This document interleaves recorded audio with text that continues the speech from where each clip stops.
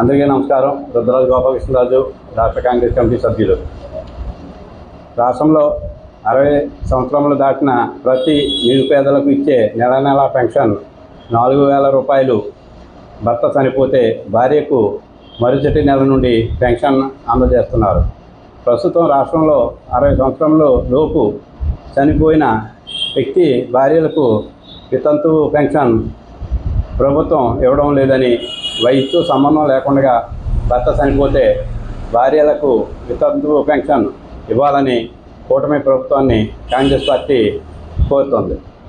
గత 3 సంవత్సరాల నుండి రాష్ట్రంలో ఉన్న చాలా గ్రామాలలో 10 నుండి 20 మంది వరకు చిన్న వయసులోనే భర్తలు చనిపోయిన వితంతువులు ఉన్నారు.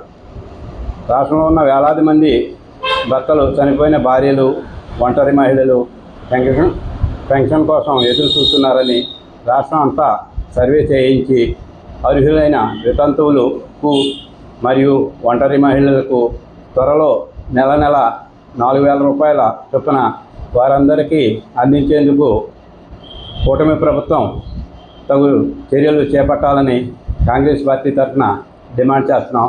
జై హింద్, జై కాంగ్రెస్.